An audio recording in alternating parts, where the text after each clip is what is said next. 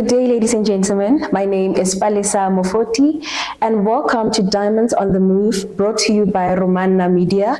This is a show that broadcasts and showcases people doing extraordinary things in the city as well as in the province.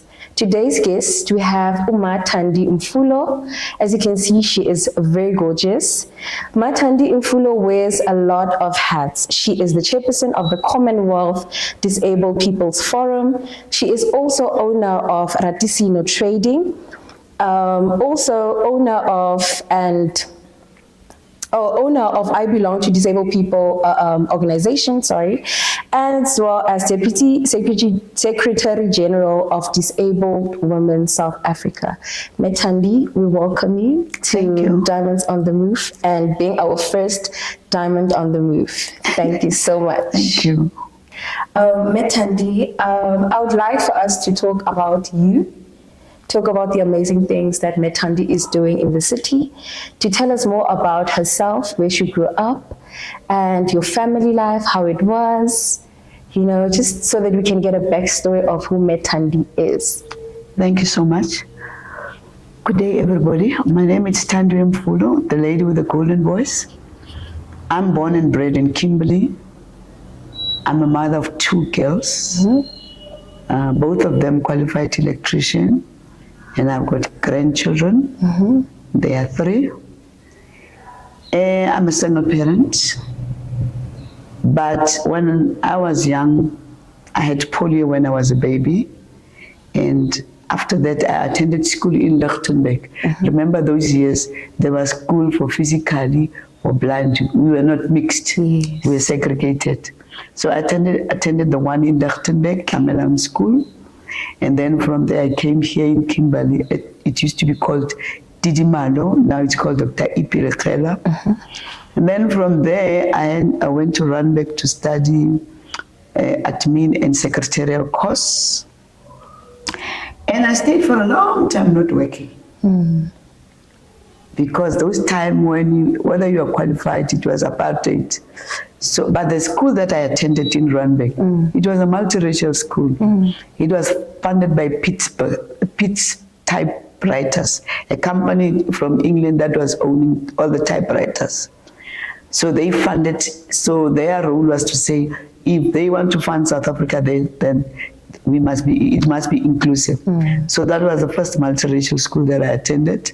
It was a college for people with disability, with physical disability also. And then after that, I think I stayed for 10 years without working.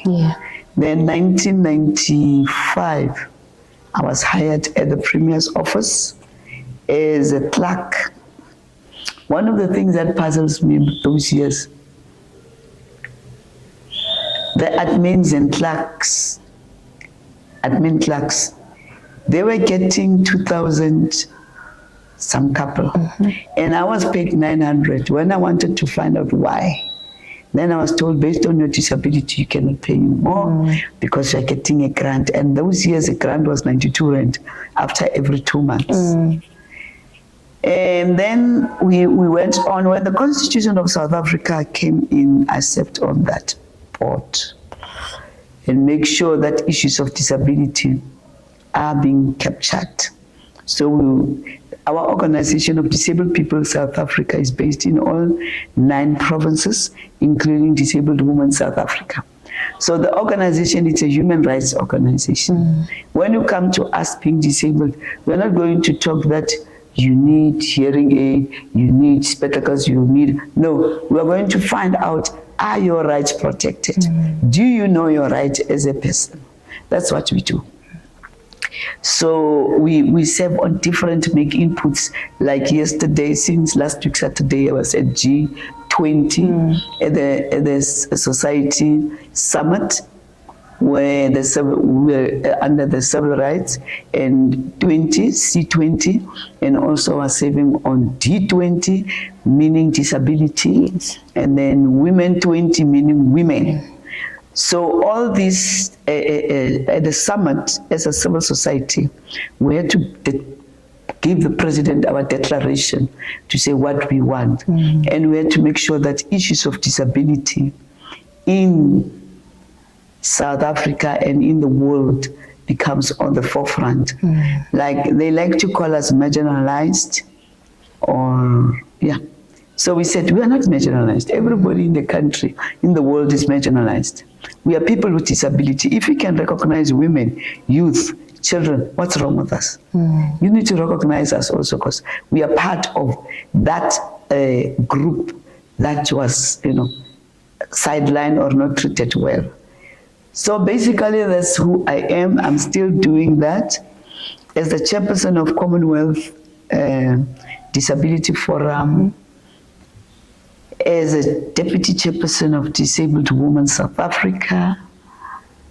And I've been leading, I was once a chairperson for Women in Construction, provincial chairperson, Women Entrepreneur Network, South African Women in Dialogue.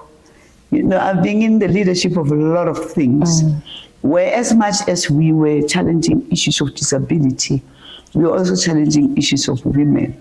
And we said they need to be integrated so that we leave no one behind. Yes.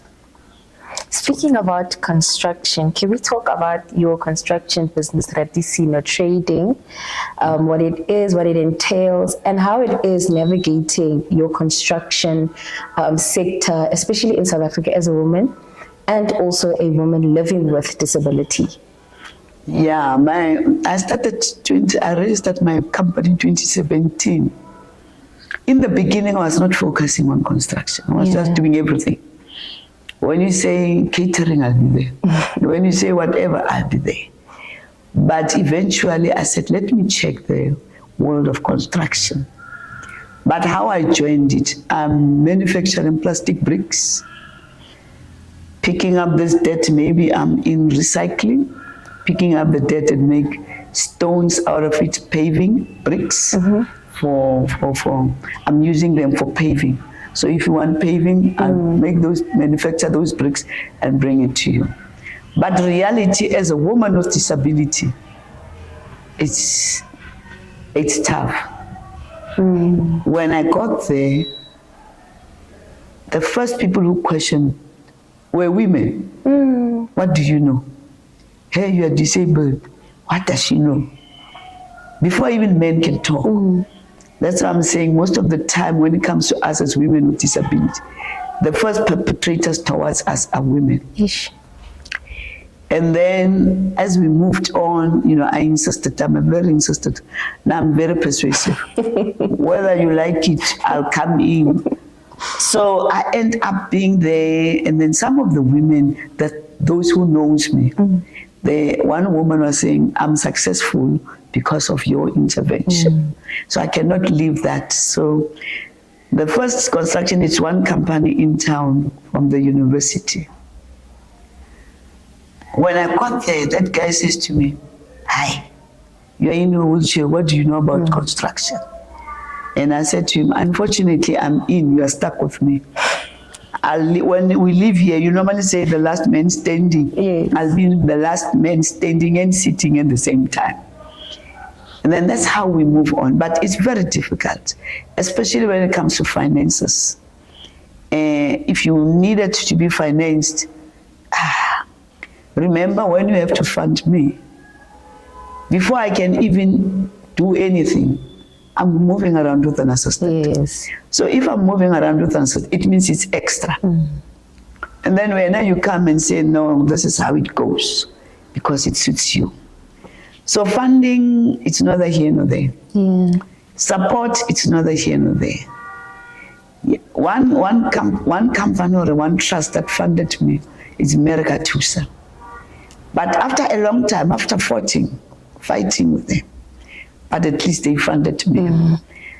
I could not even buy machinery. I have to manufacture my own machine. When you have time, you'll come and see the machine that we did. Yes. I have to do it myself and make sure, because I was using a drum to burn the plastic.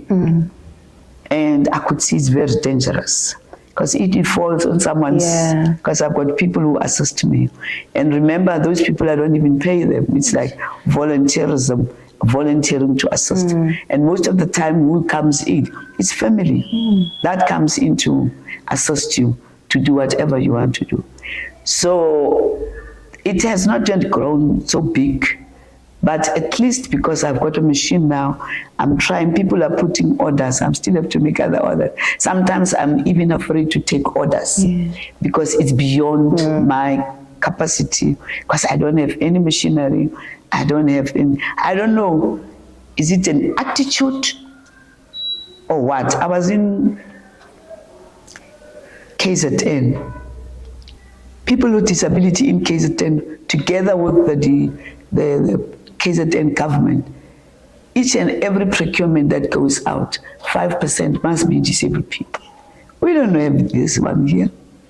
But we have to move on. Who are you blaming? Because it's also about an attitude, a knowledge, fear. Remember, culture also plays a role in all these things, where people will believe that having a disability, you are nothing. And then when you challenge, you may come in and challenge. When I challenge, they will say I'm rude.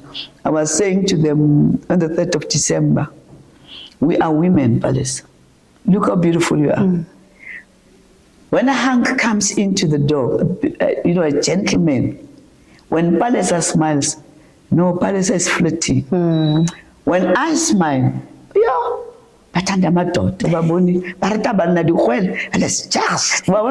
those kind of things. So you end up, challenging people to recognize that you are also a human being. It's more, it's more like a stigma that they have. It's a stigma towards disabled people. Towards disabled people. It cuts no cheese. And then the next minute, you don't know what to do. I remember when I was a member of parliament, I went to the we are invited. The late Tina Jumat, may also rest in peace, invited me to go and talk. When I arrived there at the venue, I asked, where is this the venue for the event? One lady just looked at me and said, Mama, the one abafana njengawe bashala apha. She does not even ask me who I am. Then I realized that as disabled people, we're going to go a long way. So my company, when I tell people that I'm manufacturing plastic bricks, but when, how? I must learn it. So you have to prove yourself triple and double. You have to prove yourself that I can do. I remember I went to the same company and said to them, I'm manufacturing plastic bricks for paving. Can you buy from me? The gentleman, that white guy said to me, no. We are buying from people who've got experience, who are known. We don't even know you. Not even asking me, can I see your bricks? Are they, registered or whatever? No. So being a disabled person in a business, you have to fight triple. I remember when I was doing catering, then one said, do you know how to cook? Are you sure you can cook? Then I end up saying, why don't you come to my house and come and see what I'm doing? Because sometimes I do events like foot massage. Yes. Sometimes I do jazz. Most of the people that support me are the people from the jazz, because in the constructions you can go for months without having a cent. So you need to up your company. So sometimes I do jazz and people will come, and my tickets would include food, so that people shouldn't say we are hungry when they start in the morning. So basically that's what I'm doing. And I think we're still going to go a long way as people with disability, especially in business, because no one sees that you've got the capacity. Speaking of your construction business. I know that Umam Thandi was also part of the subcontractors for the building of the university, Yes. as well as the houses in Jacksonville. How has that been? And as someone that is living with disabilities, what are the struggles that you have faced with regards to working with people who are able, who are now looking down on you and saying, can you actually build? Can you actually provide what we need for the university to be standing the way that it's standing right now? What are the struggles that you were faced with working for such? The struggles was people not believing that my staff can do the job. And by luck, I normally tell people to say, God listen in many ways. When I was supposed to have staff to hire, majority of the staff people didn't remember. They will be standing outside the gate to be hired. Then you said, are you a builder? Yes, can you come? They will refuse. But by luck, all the staff that I had were the best.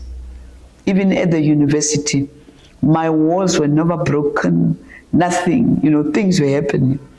And I didn't have a problem of staff, of being late or not coming, or just having an attitude, or drunk at work. Because one of the things that I taught myself, because I was a shop steward of course, such how you need to talk to the employees, come to an agreement. And we were working for profit there, And when you're in construction, you have to build very fast so that you can have money to pay your workers. Yes. And there were times where we were not paid. Then I'll have to make means to make sure that my workers were paid. And I end up people saying, where do you get the money to pay your workers? Because we were not paid. And then all of a sudden, everybody wants to come and work for you because now they can see your workers are not stranded in terms of salaries. But it's a serious challenge. I remember one of my best builder, the company at the university approached my builder and said, we'll give you 25,000 per month, come and work for us. Remember, I don't even pay 5,000 rent. And the gentleman said, when I was standing outside, you said to me, I'm old. She hired me. So I'm not going to leave my boss for the 25,000. Because tomorrow you can fire me anytime. So I'm staying here until today. So those are some of the things that says, wow, other disabled people in construction, just know that you can make it. Although it's difficult because you need to prove triple before people can start to believe in you. So that was the challenges. At Jacksonville, I couldn't believe it. The owner did not even say hi. The management did not even greet. I think it was two guys who will talk to me. But what I'll do, I will insist to talk to them. I will force. So that's how people will undermine you. Because in the construction site, it's a survival of the fittest. And once you are disabled, everybody thinks that they can trample on you.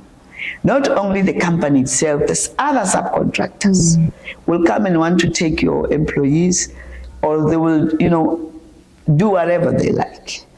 And fortunately, I'm one person who's very observant. So I know I can go and tell you that wall is not correct. Something is missing or correct here and there. And those who are not used to me, they will say, how do you know? Because you don't know how to build. Then I tell them I don't have to be physically doing the job to do the job. So those are the challenges that you meet and there's mafias in the constructions. So you need to be wise who are you dealing with and always be on your toes. So do you also hire people living with disabilities? Yes, in your company? I do. Especially those who have hearing impairment, the deaf, because they're very good in building. They're very good in doing these things. So from a young age, especially in the school, it's only here I don't see them doing.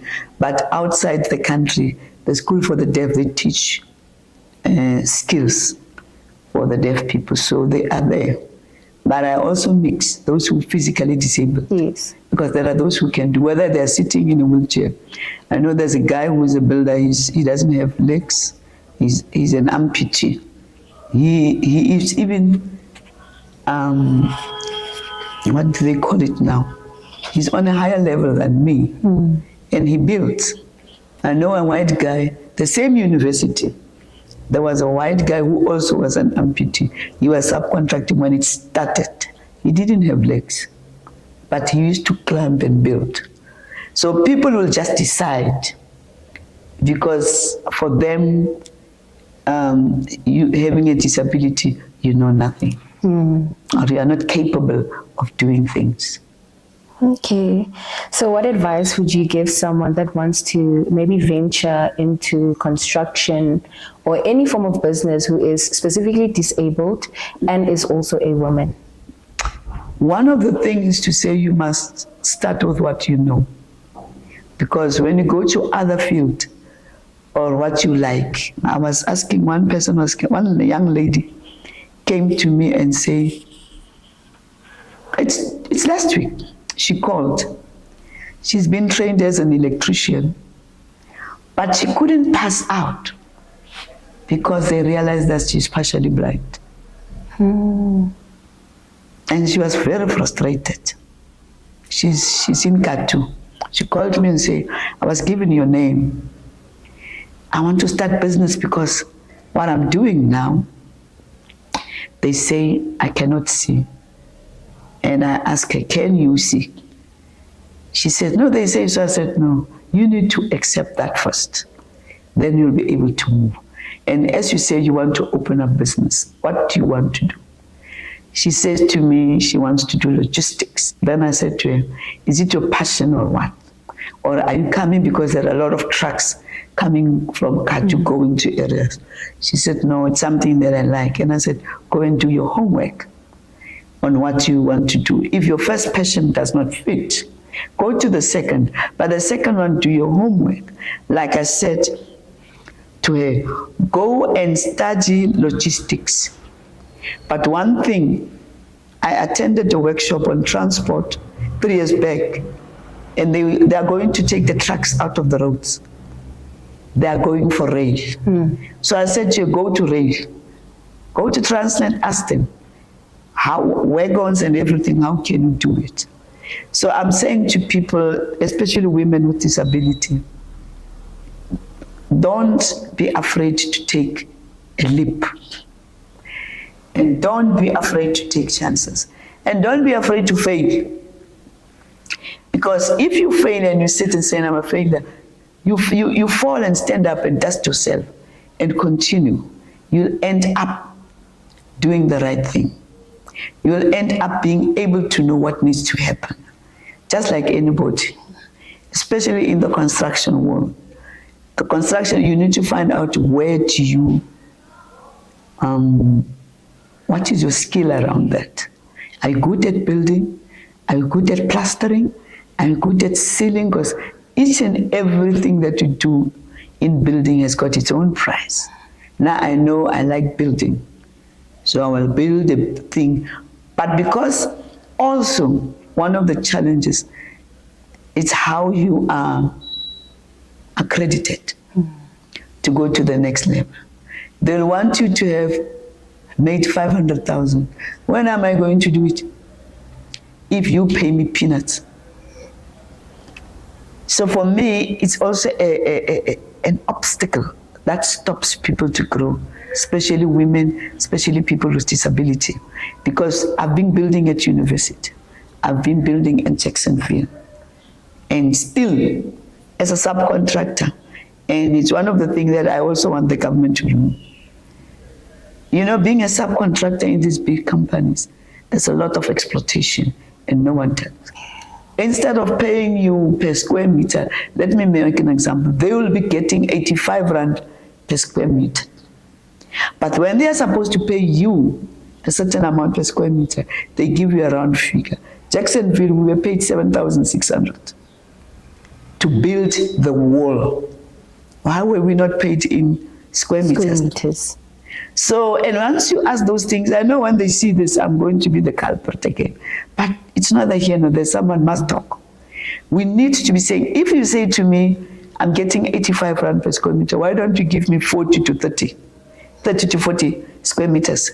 So that I can be able to have what you call a living wage, pay my employees a living wage. Because it's so frustrating why an old person who is a father or a mother, and you have to pay that person 2,000 rand. What is that? And we're not supposed to talk about those things. Then you'll be told that you've got an attitude, disabled people are rude. Me now, no, everybody knows me in the province. They will tell, when I come into a meeting that, she's going to talk disability. But those are the challenge that we are facing. When am I going to have money for myself to be able to buy my own wheelchair? Because I feel guilty that I pay someone in my company less than the, what do they call it, minimum wage. And you don't do it deliberately. It's the environment that you are in. So there's a lot of roughness, and these big companies are not challenged. They will be telling you, no, it's according to our policies and our law. No one is challenging them. Thank you so much. Also, my last question, with the province in its entirety, how do they deal with people who are living with disabilities? Are they accommodating to people who are living with disabilities? And especially when we talk about employment opportunities, programs, do they have sufficient programs that cater to people living with disabilities within the Northern Cape province? You know, at the G20, there was this one of the leaders who was talking about provinces that are not performing. And they made it clear to say Northern Cape is not performing, irrespective of whether you're disabled or not. We are not performing as a province. When it comes to disability, it's chaos. If you can ask any department, any MEC, in terms of percentage, how many people with disability are they having? They will never be able to tell you. Because it's not like here and there, they don't care. That's what I normally say. And that's how I feel as a disabled person, to say, you push yourself. They will listen, because I'll be pushing and others will be pushing. But how have you seen a province when it comes to assistive devices? People are waiting for 5, 10 years. Just to have, we've got what you call calipers. These are the shoes that disabled people that walk with crutches are wearing. And you've got 7 years still waiting for your calipers. Wheelchairs is even worse. This wheelchair was donated by a company in Gauteng. But most of disabled people in the province don't have wheelchairs. Most of disabled people, they don't have crutches. They don't have hearing aids.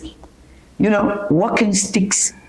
There's nothing. You can go and make your research on your own. You'll find a lot of disasters. Employment is, I don't know. And it says by 2030, employment of people with disability must be 7%.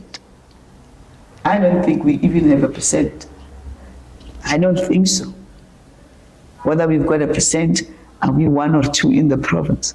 Because those are the people that make the things that makes you to get tired and to get frustrated. And every time when you talk, it's because you're jealous, you've got an attitude. And it's not about an attitude. I went to JTG area. I forgot the name of the place. It's next to the border of Botswana. We went there. Our church went there because Nakizana Zion, Shai Scoop. So when we arrived there, I like when I travel, when I arrive in a place, I'll ask people, where are the disabled people? There was this guy on his knees. He got cows He's got goats, he's got sheep, chicken. But he's on his knees to go and check. He's got a big crawl. But he's on his knees. I felt like leaving my wheelchair, giving it to this guy. And I could not, because this is what I use. And I said to myself, is this the province that we are supposed to be? That guy's got, and he doesn't know wheelchair because he's not used to it. He's using rubbers for his knees and his hands to move, because he's using his knees. He's on his knees and his hands to check all these things. And he does not know his rights. And I met the others. It was like I'm talking Greek to them. Then I realized, and then I went to another area again with the organization because they wanted to see me. When I arrived there, the same scenario. People with disability, they don't even know their rights. By that, then the king was willing to, the chief of the village was willing to listen. And I had to take the chief and his entourage, through the process of disability to say, as a village, how can you deal with people with disability? They are not at school. They're just at home. They get the grant. They don't even get the grants in their hand. Some family says, no, what do you know about money? I'll take the money for you. You're not independent with your own grant. So we've got a lot to do in our province. The same, went to Namakwaland, I went to Pixley. The whole province I travel. Sometimes I hike to go to one area, but I'm telling you, I don't know. When it comes to gender-based violence, it's even worse. Even today, there's a march or whatever they're doing, but women with disability are not part of it. They're not invited to make inputs, They're not invited to make inputs into the gender. And what are you saying? Just say it. They are going to know it. I know they're going to hear it. They'll be saying, I'm a disgruntled old lady. So it's life, It's like in apartheid era where they didn't listen to blacks. Now we are still in the apartheid because disability is neither here nor there. Yeah. So basically that's it. Hey, we need to change a lot of things, and especially when it comes to disability in the province. But anyway, thank you so much, Sis Thandi, for sharing your time with us and being our first Diamond on the Move. I am grateful. Thank you so much. Thank you for having me. I also feel good because now I can talk, freely without being told or knowing that when it comes to broadcast, yes, it will be clipped. We normally broadcast with this. We normally speak to this big broadcasting company. If we are negative about something towards it, they clip it out. When you don't see yourself talking about, they'll look at the positive and clip out. And I believe that you must be able to know what is wrong, so that you can go forward. But thank you for having me so much. Thank you so much, Sis Thandi. And thank you so much, guys, for being with us. Don't forget to like, comment, and subscribe. Romana Media, Facebook, YouTube, and also on the website. We'll catch you guys on the next guest.